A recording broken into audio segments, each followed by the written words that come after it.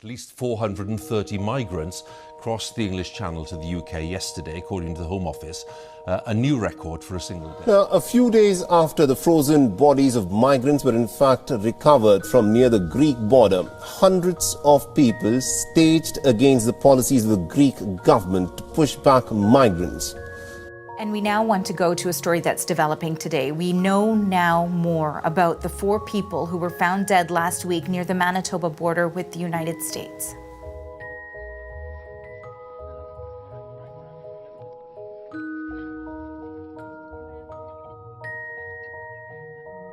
ये वीडियो खास होने वाला है. This is not just good bye video for Ukraine और एयरपोर्ट से फ्लाइट लेने का एक्सपीरियंस का वीडियो है.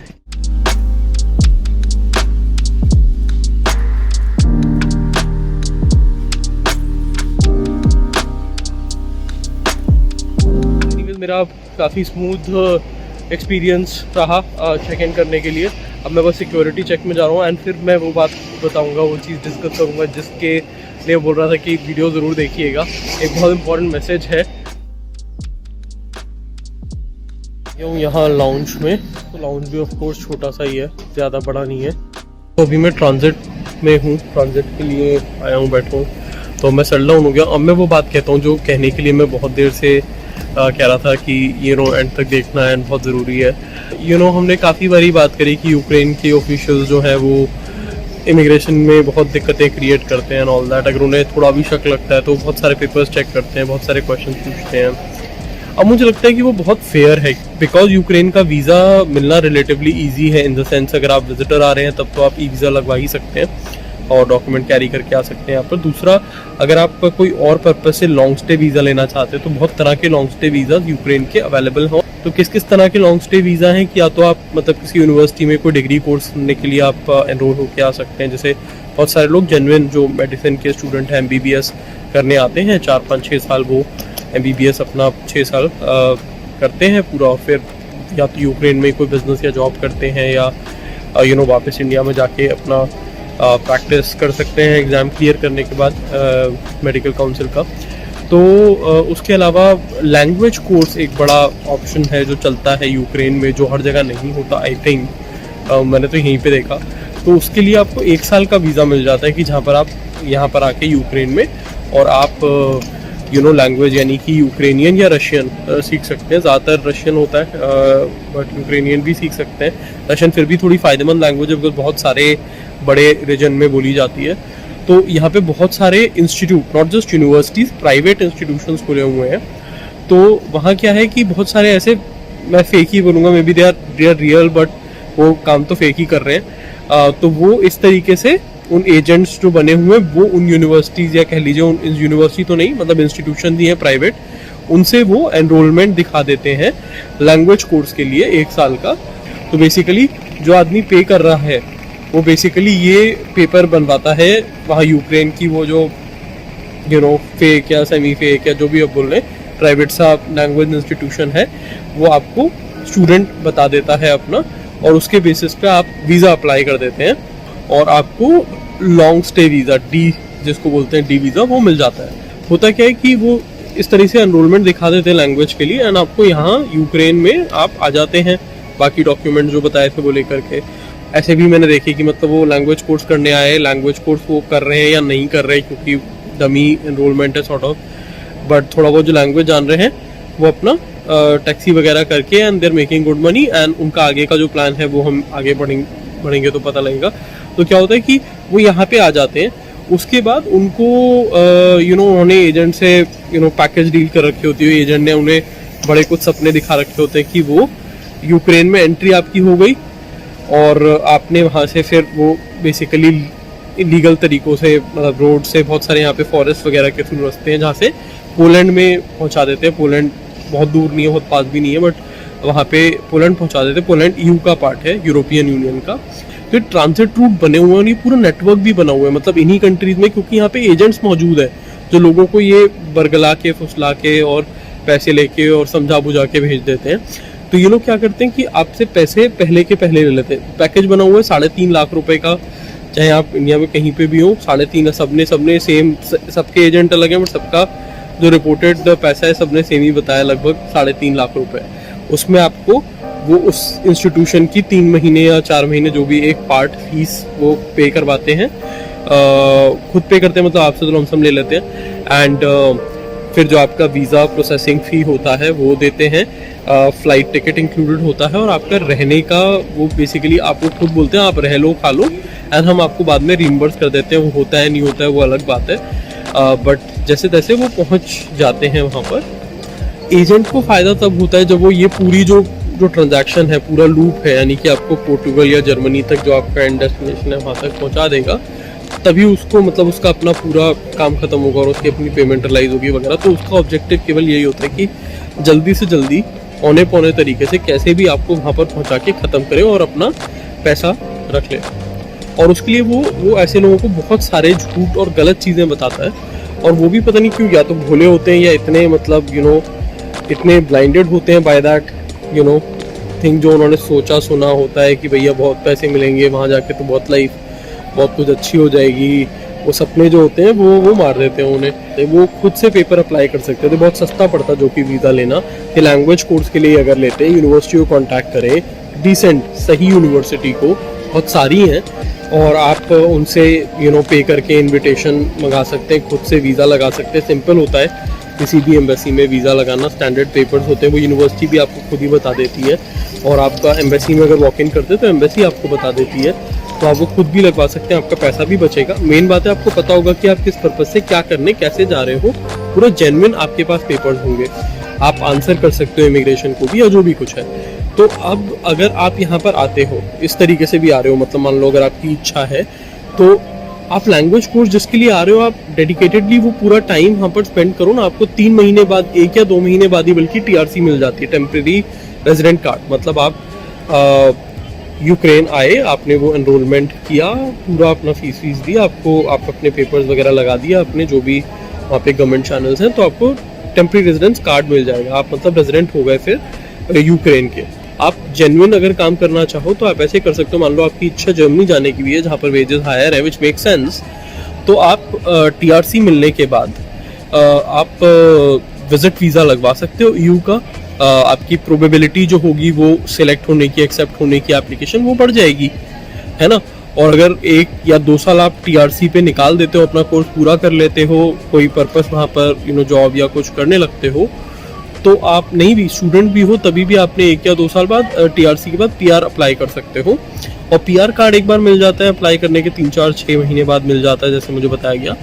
तब तो फिर आप परमानेंट रेजिडेंट ही हो जाते हो उस जगह के, मतलब आप एक यूरोपियन कंट्री यानी कि यूक्रेन के परमानेंट रेजिडेंट हो, तो आप EU में वैसे भी जा सकते हो विदाउट एनी वीज़ा। पर अगर आप उतना भी नहीं रुकना चाहते तो आप विजिट वीज़ा अप्लाई कर सकते हो शेंगन जोन की किसी भी कंट्री का, और वहाँ पर 3 महीने का आपको मिलता है। तो आप एज अ PR तो आप 3 महीने रह करके आ सकते हो विदाउट वीज़ा, और आप वापस आ जाओ और फिर दोबारा चले जाओ।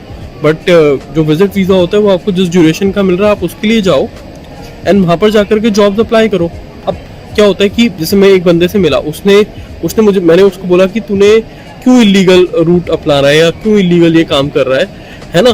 तो लीगली जैसे मैंने बताया पेपर अप्लाई करता, तो उसने मुझे बताया कि मैंने 2 बार पेपर लगाया। एक बार मैंने जर्मनी के लिए एप्लीकेशन लगाई तो उसका रिजेक्शन आ गया जर्मनी से। उसके करीब 6 महीने बाद ही अगेन उसकी बेवकूफ़ी है, इतनी जल्दी उसको दोबारा पहले तो अप्लाई करना ही नहीं चाहिए था। जब रिजेक्शन आया है कहीं से भी तो पहले तो समझे क्यों रिजेक्शन आया, क्या प्रूफ ऑफ फंड्स नहीं लगाए थे या सफिशिएंट नहीं थे proof of funds. Proof of funds होता है बैंक अकाउंट स्टेटमेंट्स कि आपके पास पैसा है, उतना आप रहना चाहते हो, वहाँ जाना चाहते हो, घूमने आपके पास पैसे हैं भी, तो ये प्रूफ करना पड़ता है। आपके पास कई बार रीज़न ऑफ रिटर्न आपको शो करना पड़ता है कि आपने अपने प्रॉपर्टी पेपर्स, आपने कोई जॉब आपकी है उसका प्रूफ, सैलरी स्लिप वगैरह लगाओ ताकि उन्हें लगे कि हाँ भाई आप जाना चाहते हो बट आप वापस आओगे। तो ऐसा उसकी अगर एप्लीकेशन में कहीं कोई कमी थी, अगेन उसने अगर खुद नहीं किया, एजेंट ने किया, तो एजेंट तो बहुत केयरलेसली करते हैं, कई बार उन्हें पता भी नहीं होता, तो उनकी गलती के कारण आपको नुकसान, जबकि पैसा आपको एजेंट को फिर भी देना पड़ेगा, उतना ही देना पड़ेगा। तो आई मीन खुद से करोगे तो एटलीस्ट आपको पूरा कॉन्फिडेंस को पता होगा कि क्या लगाना है, मैंने लगाया या नहीं लगाया है, या जो गलती हुई है वो उसके बारे में पता होगा। तो अब वो पता करो, उसने पता नहीं किया, दोबारा लगा दिया पोर्टुगल के लिए 6 महीने, वो भी इतने कम समय बाद, तो ऑफकोर्स रिजेक्शन आना ही था, वो भी रिजेक्ट आ गया।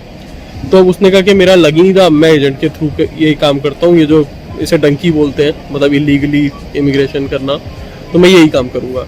तो मुझे एक चीज़ और इसने बोली जो मुझे बड़ी सही लगी, मुझे समझ में आई। जैसे अगर मैं यहाँ पर आ गया एक बार यूक्रेन में, मेरे पास TR या PR हो गया, अब मैं अगर वही सेम कंट्री का, जर्मनी का दोबारा लगा दूँ वीज़ा यहाँ से, तो there is a greater likelihood, मतलब ग्रेटर क्या, ऑलमोस्ट चांस है कि मुझे मिल ही जाएगा। यार ये तो भेदभाव है ना, साफ साफ। वही इंसान अगर यूक्रेन में जाके अप्लाई कर रहा है तो उसका लगने का चांस बढ़ रहा है, मतलब उसका लग जा रहा है। आप ये सब गड़बड़ एजेंट के चक्करों में मत पड़े। वो लोग कभी भी साथ छोड़ देते हैं, आपका पैसा लेके भाग भी जाते हैं, और सब कुछ होता है। ये मैंने मतलब देखा लोग, एंड मेन बात है, आप इलीगली किसी कंट्री में अगर पहुंच भी गए तो पहली बात तो आपको कभी भी वेजेस जो होंगे वो नॉर्मल वेजेस नहीं मिलेंगे, क्योंकि आप कैश में ही काम कर सकते हो, लीगली काम तो कर नहीं सकते, है ना। तो आपको एकदम लोअर लेवल की जॉब मिल सकती है केवल, और बहुत ही उसमें भी जो वेज बनता है उससे भी कम ही मिलेगा, आपको ज़्यादा नहीं मिलेगा। कई सालों तक आप घर नहीं आ सकते, वो भी अगर हम सक्सेसफुली वहाँ पर एंड तक पहुँच गए। अगर बीच में आप कहीं पकड़े गए तो आप सीधा डिपोर्ट का ठप्पा लगेगा आपके पासपोर्ट पर, आपको वापस भेज दिया जाएगा। तो जो खर्चा और मेहनत और स्ट्रगल थी वो सब बेकार, एंड मोर इम्पोर्टेंटली आप फिर कभी दोबारा किसी भी कंट्री का वीज़ा आपको नहीं मिल पाएगा। तो माय पॉइंट इज कि आप अगर रियली किसी कंट्री में बाहर जाना चाहते हो तो बेटर स्टिल है कि आप पहले 3.5 लाख अगर एजेंट को दे सकते हो, तो उससे तो मैं कहूँगा 3.5 लाख आप ट्रैवल पे खर्च करो। 50-60 हज़ार के छोटे छोटे ट्रिप्स बनाओ, कभी रशिया का विजिट वीज़ा लगा के जेन्युइनली मतलब जाओ हफ्ते के लिए, तो हफ्ते में ही वापस आओ, उसे एक्सपायर मत होने दो। आप थाईलैंड का चले जाओ, थाईलैंड तो बहुत ईजी है, वीज़ा फ्री भी आजकल बंद है, बट वैसे तो ईजी है, तो वो भी 20-30 हज़ार रुपये में आपका ट्रिप हो जाएगा, 40 लग जाएंगे। इस तरीके से आप 3-4-5 या ज़्यादा जितना आपका बजट है, कम से कम आप 4-5 ट्रिप लगा के 4-5 वीज़े के ठप्पे तो लगवा लो अपने पासपोर्ट में। फिर जब आप किसी स्ट्रॉन्गर कंट्री के लिए अप्लाई करोगे जहाँ पर ज़्यादा स्ट्रिंजेंट रिक्वायरमेंट्स होती है, तो कम से कम आपके पासपोर्ट पे जो वो ट्रैवल हिस्ट्री होगी वही दिखाएगी कि आप जाते हो, आप आ जाते हो टाइम से, आप ओवरस्टे नहीं करते, आप रह नहीं जाते हो उस कंट्री में, या कुछ भी आपके जो ट्रैवल हिस्ट्री में कुछ भी ऐसा नहीं है जो सस्पिशियस है, तो your probability of getting accepted on a genuine grounds on your own becomes higher. तो वो आप तरीका अपनाएं, तब फिर जाइए, तब फिर आपको कोई टेंशन ही नहीं है, आप आराम से कितने भी दिन रहिए, जेन्युइन अच्छी जॉब्स अप्लाई कीजिए, जो मार्केट वेजेस हैं वही आपको मिलेंगी, आपको किसी डर छिपके नहीं रहना है, एंड फिर आपका वहाँ पे भी PR वगैरह का सबका चांस बन जाएगा ना। आप क्यों एज अ रेफ्यूजी या एज अ इलीगल इमिग्रेंट 10 साल रहना चाहते हैं, फिर किसी थर्ड पार्टी चैनल की जहाँ पर इस तरह के लोगों को एक टाइम बाद लीगलाइज कर दिया जाता है। तो प्लीज़ मेरी अपील यही है कि आप खुद ऐसा काम मत कीजिए। अगर आप ये वीडियो देख रहे हैं, शेयर कीजिए उन लोगों के साथ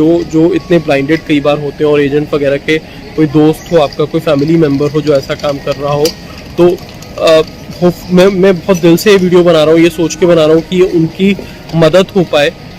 मैंने सारे तरीके भी आपको बताए, वो इसलिए नहीं बताया कि आप उन्हें यूज़ करो, बट इसलिए बताया कि उन क्या तरीके लोग यूज़ कर रहे हैं, एंड वो तरीके सेफ या अच्छे तरीके नहीं है, उनकी प्रॉब्लम्स हैं हर तरीके में। तो आप जेन्युइन तरीका अपनाएं, आप गलत तरीका, मैंने बहुत सारे आपको जेन्युइन तरीके बताए।